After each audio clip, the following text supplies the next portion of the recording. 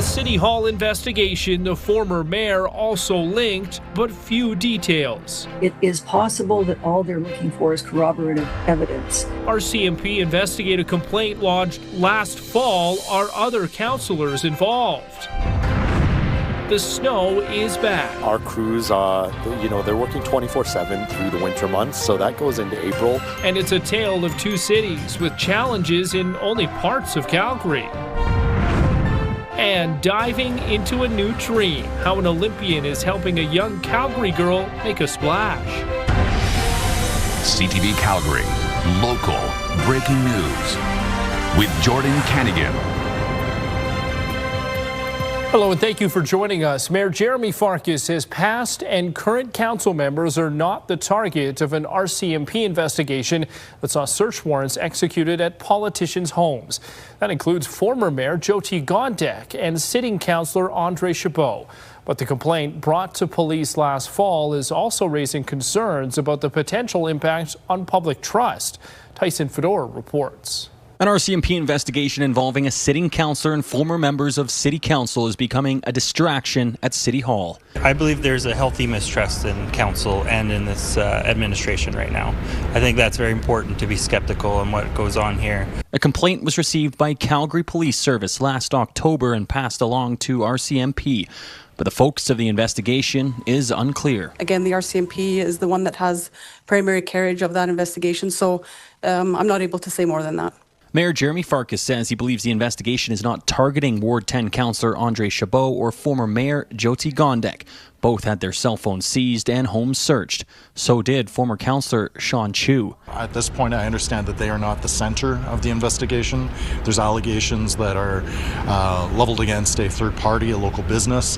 Gondek released a statement saying she is cooperating with the investigation. She says the process has been invasive and that she will review it with her lawyer to see if it was justified. We're kind of accustomed to expecting accountability and transparency, and the transparency part simply isn't here in this case, and that leads to all kinds of speculation. Premier Danielle Smith says she's unclear what the investigation is all about. We just have to wait for the process to play out. It's an active RCMP investigation, but I have no knowledge other than what I'm reading in the newspaper. But one political expert believes the RCMP need to be more transparent about the investigation. I think it's incumbent on the RCMP to put to rest any sort of suggestion of involvement in corruption if it is found that, in fact, these individuals were not involved, but simply sources of information. Tyson Fedor, CTV News, Calgary. Councillor Chabot confirmed yesterday he wasn't even questioned by police during that search warrant. No charges have been laid. Calgarians living in the north part of the city woke up to heavy snowfall this morning. Police reporting more than 400 crashes, even urging drivers to stay home at one point because the conditions were too dangerous. While the snow is causing some problems, it's also bringing some much-needed relief. Mark Villani reports. Some drivers are sliding, while others are colliding, including this crash involving 3 semi-trailer trucks at Stony Trail and Sarcee Trail. Keep those winter driving habits in mind, drive to the conditions, be mindful that there could be ice forming and trouble spots such as bridge decks, hills and intersections. Intersections like 10th Street and 4th Avenue Northeast where a bus struck this car.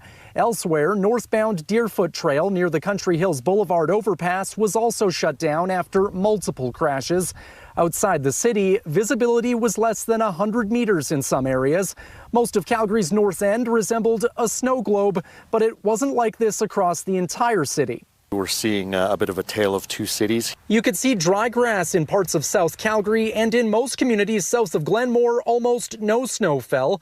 There was no need to shovel in nearby neighborhoods with fresh pavement still exposed. It's reminiscent from last week, where it was even nice enough for some Calgarians to play golf. This week, a much different story at Winsport, where the ski hill is thankful for this blizzard. For us, this is spectacular. It's a great way to usher in the final weekend of our winter season. A little bit of a reminder to Calgarians that winter is far from over and ski and snowboard season's not over yet. The latest blast of snow is also much needed as parts of southern Alberta experience drought-like conditions.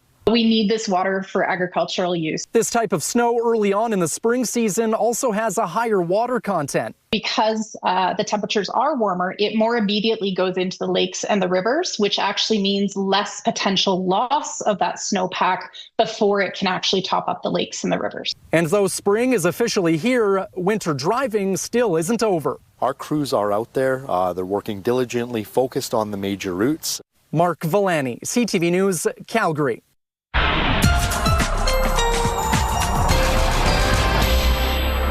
Bring in Danielle for a first look at weather, and it really was a tale of two cities in Calgary absolutely. Today, wasn't it? And we're going to continue with the cooler temperatures as well. When you look at the microclimates just in the city itself, the different elevations, we can expect this with many of these wintry storms and wintry blasts that we get. And another one is just beginning, and in fact it's going to intensify while we're sleeping tonight and carry into tomorrow morning for the city, likely clearing out after 9 a.m. So this may mean another tricky morning commute. Basically tonight, anywhere from 2 to 4 centimeters and then another 1 to 2 possible throughout the morning. With the wind chill in the morning, it will feel like minus 20. So certainly a bite. And then by the afternoon, it will feel like minus 11 with the wind chill. But we should get some sunny breaks by the afternoon. Your full forecast coming up. Thank you, Danielle. The province is promising new technology to give survivors of domestic violence a much-needed sense of security.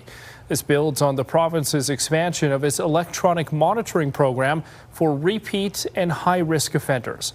Jacqueline Wilson has the details. The Alberta government has announced it's working on a mobile app that will notify survivors of domestic violence if an offender with an ankle monitor breached a court-ordered boundary. This isn't about offenders' rights, it's about a victim's right to live without looking over their shoulder. Public Safety Minister Mike Ellis says that Alberta Correctional Services is preparing to launch the app this year.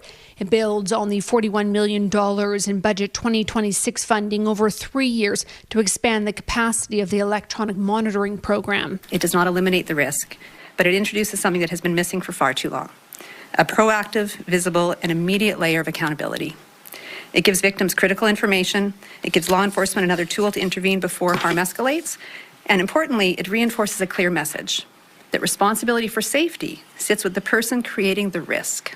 The province said survivors will have to notify police if they receive an alert. That won't happen automatically. But it's still a win for Taylor Matusik, who has been advocating for something like this after her cousin, Madison Cobb, was shot to death outside of her workplace last July. Her ex-boyfriend is charged with first-degree murder. Anything that creates real-time accountability and allows for faster intervention, I think that can be a very critical tool to help save lives. And I think for Maddie's case, that would have definitely helped her for sure. While it's a tool for victims of domestic violence, Lana Wells wants equal funding and focus on early education and intervention. We have to remove the burden off of victims. We have to be working and engaging men and boys and supporting them to get the skills in which to regulate, to have healthy relationships.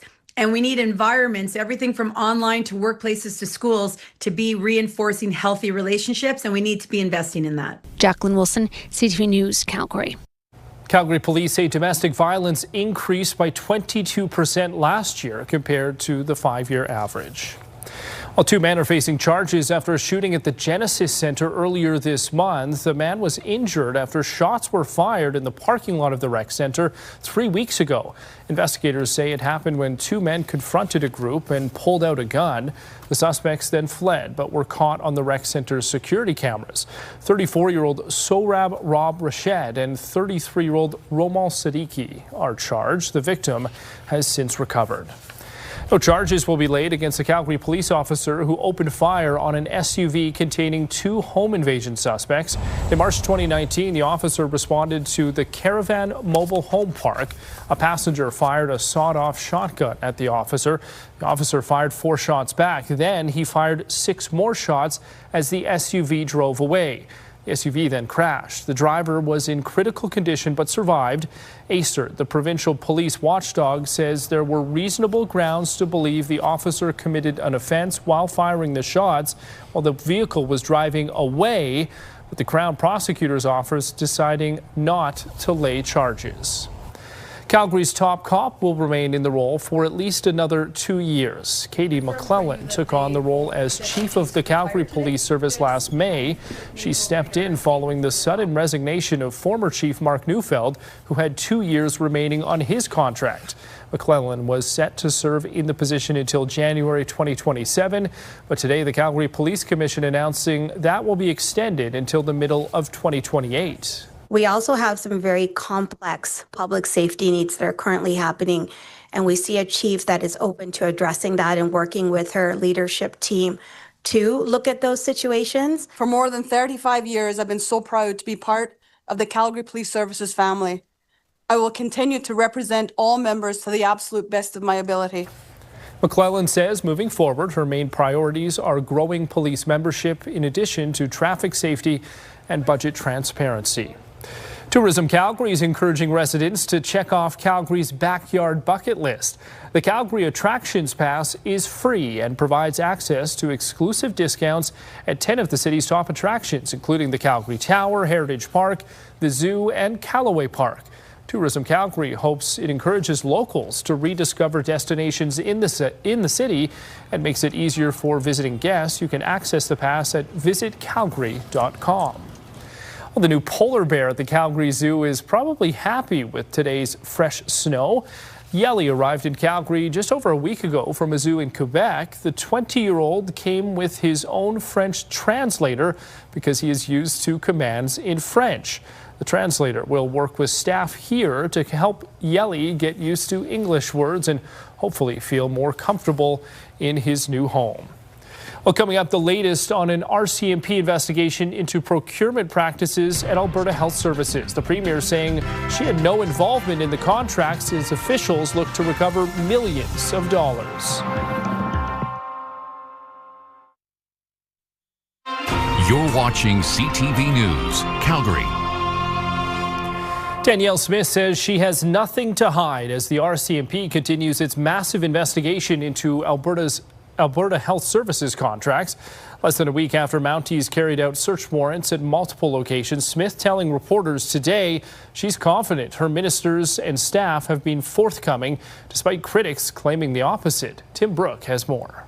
It's been more than a year of questions about health procurement practices under her government, and more than a year of the Premier insisting one thing. I have no involvement in it, no. Last February, the former head of AHS alleged MH Care Medical and its owner, Sam Maraish, were receiving sweetheart deals from the province. Maraish has been granted more than $600 million in provincial contracts, though denies any wrongdoing. Last week, MH Care was searched by the RCMP, and then an independent report found he has an outstanding balance with Alberta taxpayers of $49 million. AHS is now looking at means to be able to recover the outstanding balance. There was a lot of sloppiness in how this contract was written, which is why we have now changed our process for strategic procurement. Mayor never ever takes responsibility. She never ever apologizes, but this shoddy contract was of her own making. What has been the response from the UCP government? Not transparency or disclosure.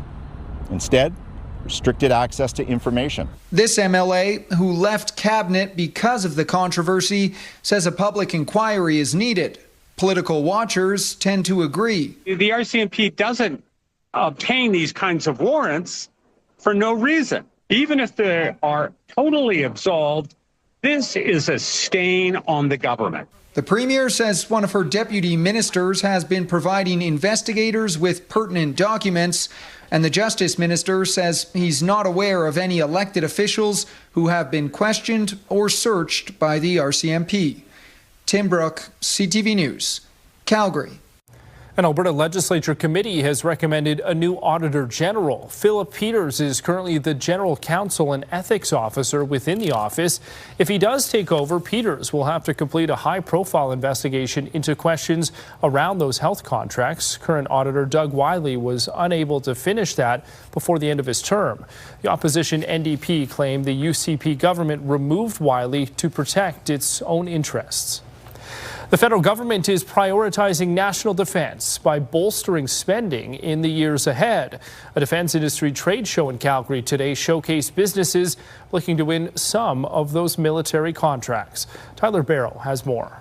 From Spot, the quadruped used for mine sweeping and inspection of explosives, to military attire and rifle equipment. Over 90 vendors in the defense, aerospace, and security industries have made their way to the TELUS Convention Centre for DefSec West. Calgary-based Canadian UAVs is here, which builds and deploys aircrafts. It works directly with the Department of Defense. Last year, for example, we tracked 8,000 missions that we delivered through our pilots right here in Calgary. This is the first DefSec West event, while one has been held annually in Halifax for 24 years. More than 1,700 people are attending. Over half are from Alberta. The event provides an opportunity for small and medium businesses to meet with bigger companies such as Boeing to help supply Canada's military. Those small and medium enterprises with their innovation can get into those supply chains, how they qualify, how they upscale themselves to be able to participate in the huge investment the Government of Canada is making in defense. The federal government has increased military spending to 2% of the country's GDP, while eyeing NATO's 5% defense investment pledge by 2035. And with the investment, Alberta-based Northern Towers Industries, which makes custom mobile communications towers, is looking to score a contract. Going through that phase now. I don't think we would have been able to do that without this Canadian government investment. We're building a ready, resilient, and lethal force. Lieutenant General Michael Wright, commander of the Canadian Army, spoke at DefSec about the need to modernize the Canadian Army by prioritizing recruitment and training. He also touched on evolving threats such as the conflict in the Arctic, along with emerging and disruptive technologies. He says Alberta will play a big role and expects military activity to ramp up at CFB Suffield near Medicine Hat. The Canadian Army reduced some of the support to CFB Suffield, so this is something we've been working on hand in hand with the British Army to make sure that we're rebuilding the capability to do some training. Tyler Barrow, CTV News, Calgary. But the event already has enough popularity for organizers to confirm it will be next March. Speaking of coming back, the winter-like temperatures were back. The snow covered about half of the city today. Danielle will have more in their Skywatch forecast next.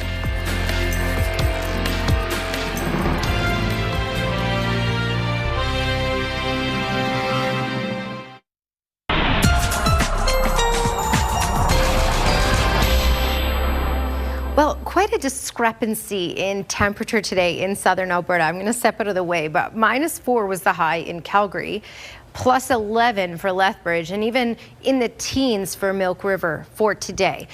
Brooks was below freezing, so was Drumheller. All that colder air is making its way down, and for tomorrow will all be below the freezing mark and of course well below normal, but we'll bounce back for Friday and it will be quite toasty again. All right, we've had one wave of snowfall that rolled through. Now in Calgary, some communities saw trace amounts of snow and other communities saw up to about 8 centimeters of snow. So quite a range of snowfall amounts just in the city alone. And then as you can see, we didn't get anything going on in the far south today, but we're going to get the snowfall. We have a significant feed of moisture from the west, and it's going to impact many communities tonight and through tomorrow. Already making its way in along QE2 through Calgary, and this will intensify through these overnight hours. That's why we're looking at anywhere from 3 to 6 centimeters in total for Calgary. So a little less than this last round, but pretty similar. And again, we'll see likely a range of snowfall amounts throughout the city. This should be out of the way and start to taper off to just a few flurries by 9:30, but this could mean a very tricky commute once again for tomorrow morning. But by 9:30, it's still in the east, and then it will make its way out. Around 1, 2 in the afternoon, it should be mainly out, except we'll still have some isolated flurries develop right along the mountains. And then lots of sunshine for Friday and much warmer temperatures, but it will be a little on the windy side as a bit of a chinook kicks in. All right, there is a snowfall warning in place to the west of the city. So Canmore is in this, and of course all of Kananaskis, and then up through to Lake Louise. Banff is in this as well. 15 centimeters possible tonight, and some localized areas have already seen 30 centimeters. Some localized spots could see up to 45 centimeters by the time this is all said and done. Everywhere else, a lot less significant, but still something and enough to shovel. So down QE2, basically, I would ignore this 10 here, but basically down QE2 and Highway 2 to High River, 3 to 6 centimeters is what's likely. Cochrane as well. And then further to the south, 5 to 10 centimeters. So Pincher Creek, Lethbridge, over to Tabor, Brooks and Medicine Hat. All right, Calgary's longer range forecast, 3 to 6 centimeters of snow tonight through tomorrow morning, clearing out for the afternoon. Still a lot of cloud cover in the afternoon, but the sun will peek through at times. -4 is our high, feeling more like -11 in the afternoon. 8 degrees though for Friday with a good amount of sunshine. And to kick off the weekend on Saturday too, our next system with snowfall arrives on Sunday, another 2 to 4 centimeters likely by then. Thank you, Danielle. Still to come, from the sled to the pool, how a Calgary Olympian is helping a young girl pursue her dream in diving.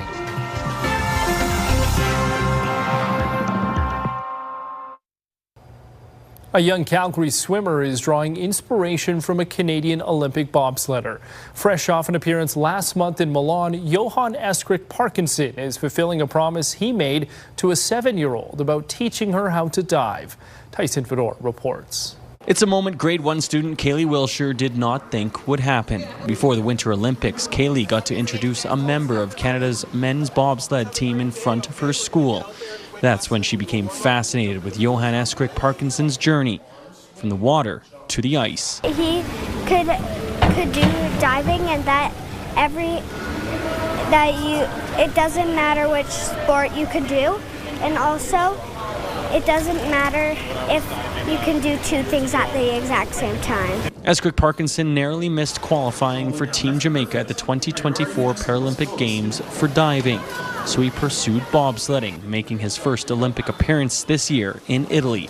Kaylee connected with his story. He said, I want to follow up with you. I got to go to Olympics, so be right back. And then he did. And that's just like his integrity and who he is. I think it's a story of mentorship. I would not be where I am today without all the mentors that helped me get here from when I was her age, around when I started diving. The pair reconnected on the diving board. She started small before moving higher. Jumping off the 5-high board. Kaylee loves diving, a sport she one day hopes to compete in at the Olympic level. You can do lots of cool moves, and that you can also dive headfirst. Several previous injuries only made her more brave on the diving board high above the water. With each plunge, Kaylee shows no fear. I cracked my head open 2 times, and also I broke my elbow. But I kept going. For Eskrik Parkinson, mentoring the next generation in a sport he loved growing up has been rewarding, but not enough for him to possibly think of qualifying for the Games in Los Angeles in 2028. I think I put on 30 pounds in the last 2 years or so, and getting back into diving would require a complete physique change, a complete mental change. So I think I'm going to stick with bobsled as long as I can. Tyson Fedor, CTV News, Calgary. Now, Eskrik Parkinson finished 20th for Team Canada in the 4-man bobsled event in Milan. That's it for our show this evening. Thanks so much for watching. We'll see you here tomorrow.